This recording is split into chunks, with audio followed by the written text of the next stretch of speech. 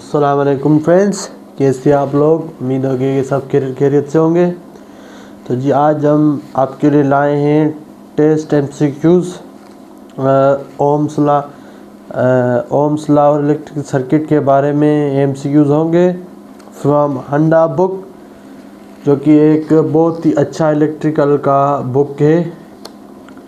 अगर जी आप इस ये जानी सीरीज़ होने वाली है, आज 1 से 11 एमसीक्यूज़, फिर 12 से 20, 21, 22, 23 एमसीक्यूज़ तक हम ऐसी सीरीज़ बनाएंगे एक।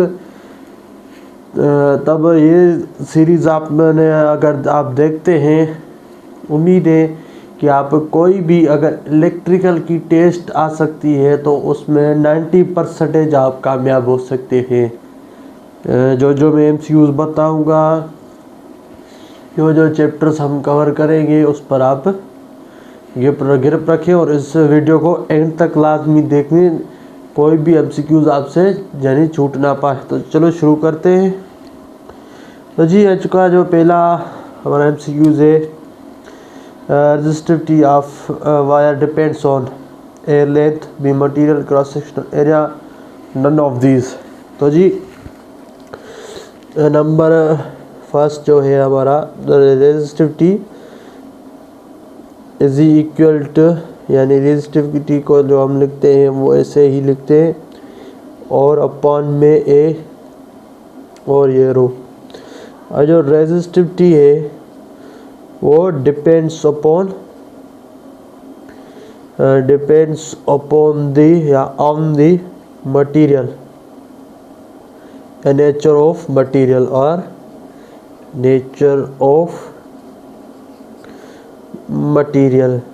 यानी जो पहला एमसीक्यूज़ है, अगर हम उसमें देखें तो हमारा बी जो ऑप्शन है वो सही होगा, क्योंकि जो रेजिस्टिविटी है वो depends upon the nature of materials.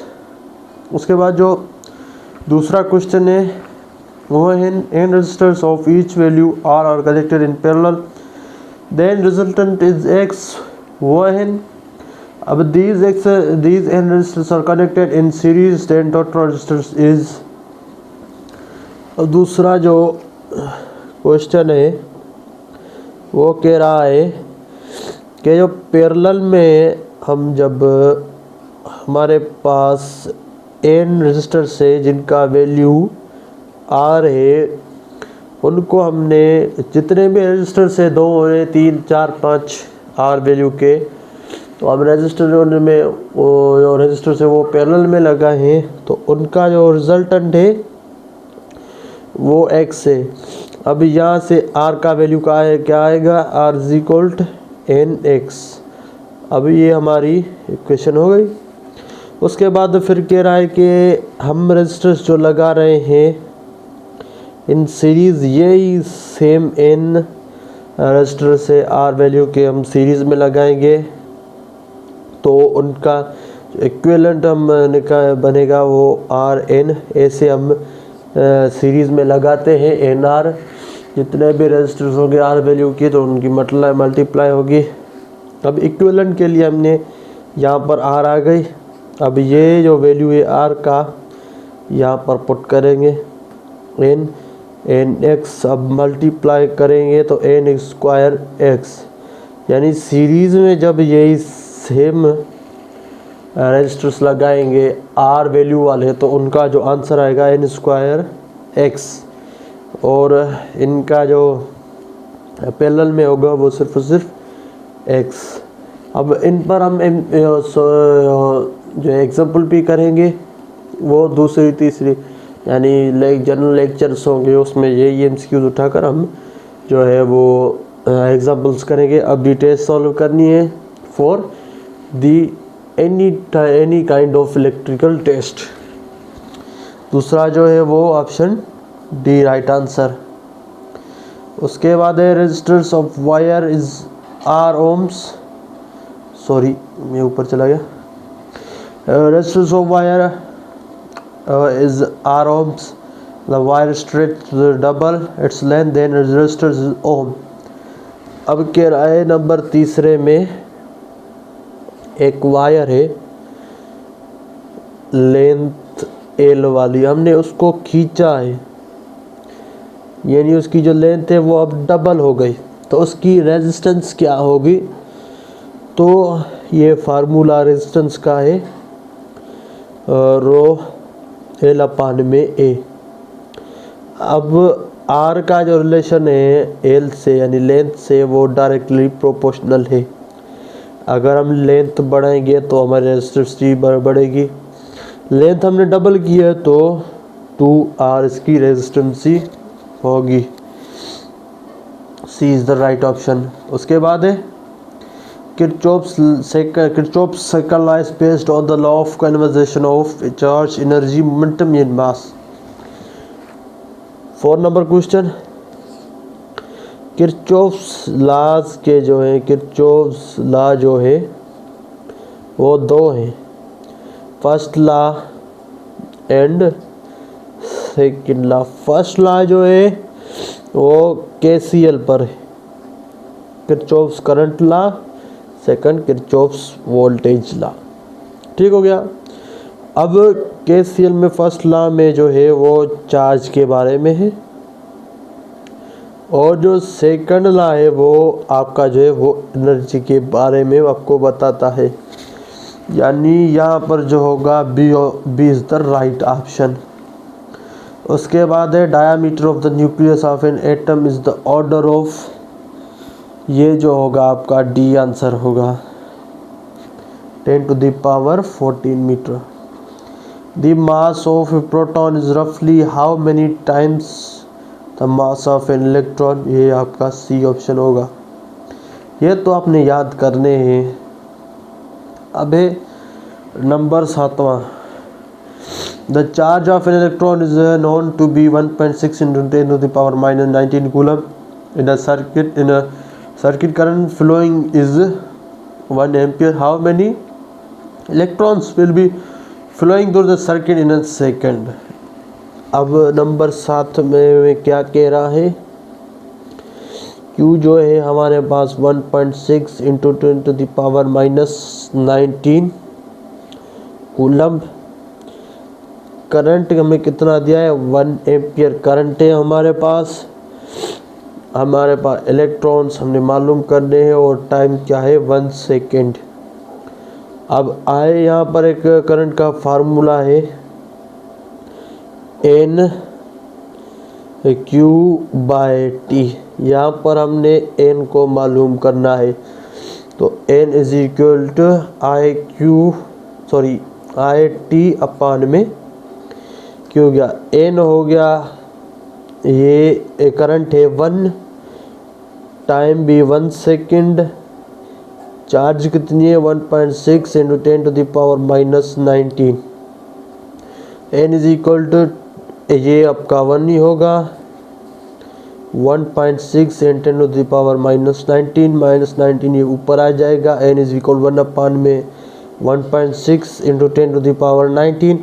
अब जब 1 अपान में 1.6 को डिवाइड कराएंगे तो 0.625 × 10 to the power 19 आएगा आपका आंसर। तो 7वें क्वेश्चन का सी इज द राइट आंसर। अब नंबर 8 क्वेश्चन। नंबर 8 क्वेश्चन है कि कह रहा है कि 2 बल्ब्स हैं, 2 bulbs are marked 20 watt, power 20 watt है, वोल्टेज इसके 250 है, and 100 watt 250 volts are joined in series to 250 volts supply and power in consumed in a circuit. ठीक हो गया। अब हम आ जाते हैं 8 क्वेश्चन पर कि हमें 8 क्वेश्चन क्या कह रहा है। तो नंबर 8 क्वेश्चन हमें कह रहा है कि पावर के बारे में। तो पावर का एक फार्मूला है P = V²/R। V वोल्टेज हमें दे रखा है 250 वोल्टेज, और रेजिस्टेंस जो है हमें वो मालूम करनी है, क्योंकि हमारे पास 2 रेजिस्टेंस हैं, R1 यहाँ से ही, तो V²/P। अब जो है V जो है वो हमें दे रखी है 250 है, और जो फर्स्ट क्या जो हमारे पास यानी आप देखेंगे पावर कितना है 20 वाट। ठीक हो गया। तब अब जब इसको आप इसको सॉल्व करेंगे तो आपका जो आंसर होगा ये आएगा 312.5। अब ऐसे ही R2V²/P। ये वोल्टेज सेम है दोनों के, क्योंकि दोनों सप्लाई 250 पर है। अब इसके जो वाट है वो 100 वाट है। अब इसका जो आंसर आएगा 625, यानी आप देख सकते हैं 100 वाट का है तो 625। अब R ये टोटल है, तो R total is equal to R1 plus R2 312.5 plus 625। तो R टोटल जो आपका आएगा वो 937.5।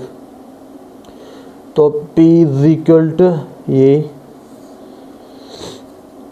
V² में R 250² अपान में ये R है आपका वैल्यू 0.5। तो पावर आपका आएगा तकरीबन कितना आना चाहिए, जब आप इसको सॉल्व करेंगे तो वो तकरीबन 70-60 वोट आपका आएगा, यानी B is the right answer. अब number 9, ampere second could be the unit of. अब ये आपको सॉल्व करना है, एम्पियर सेकंड किस का यूनिट है। तो जी 9 क्वेश्चन है। आप देखिएगा I is equal to current Q upon में T। अब T को आप इधर ले जाएं तो I इंटू T अपॉन में Q, ये आपका एम्पियर और ये आपका second is equal to charge, यानी चार्ज का जो यूनिट है वो एम्पियर सेकंड है। Charge D is the right option. अब है 10वां question, which of the following is not the same as watt. अब इनमें जो है वो कौन सा सेम नहीं है वाट के। तो अब यहाँ पर आपको एक पावर का फार्मूला याद होगा। ठीक हो गया, यानी ये पावर जो कि ये वाट भी एक पावर का ही यूनिट है।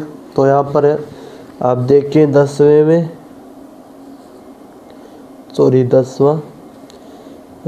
P is equal to I²R, यानी एम्पियर यानी ये एम्पियर हो गया स्क्वायर इंटू ओम, यानी डी ऑप्शन है ये आपका जो है वाट के बराबर नहीं है। ठीक हो गया। अब क्वेश्चन नंबर जो 11वां है, यानी या आज का लास्ट क्वेश्चन कह रहा है कि 1 kilowatt hour of the in electrical energy same is. अब इन किसके बराबर है 1 किलोवाट आवर। तो नंबर 11 क्या कह रहा है 1 किलोवाट आवर। 1 तो सेम रहेगा, किलो क्या है, किलो इसको जुदा हम करते हैं किलोवाट इंटू 1 आवर। अब किलो को हम जो जैसे खोलें तो किलो क्या है 10 to the power 3। 10 to the power 3 को हम जब 1 से मल्टीप्लाई करेंगे तो ये आपको आ जाएगा 1000 वाट।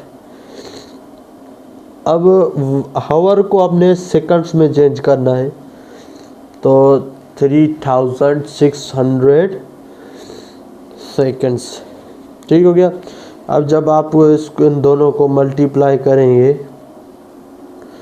तो आपका ये वैल्यू आएगा वाट इंटू सेकंड। अब वाट इंटू सेकंड्स क्या है जॉल्स, यानी आपका जो राइट आंसर आना चाहिए 36 into the 10 to the power 5 joules, ये आपका right answer.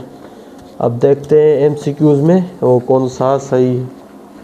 Number C is the right answer. तो जी ये थे आज के कुछ MCQs 11 from Handa book for different purpose of electrical engineering test.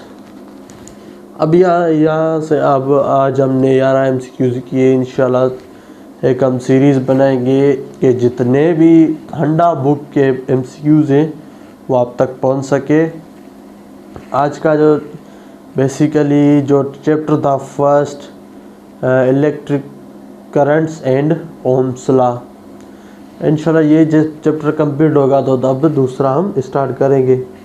I hope you are watching you are loving this video, so if you love this video so please do subscribe the channel and share the videos for your friends. Thank you very much.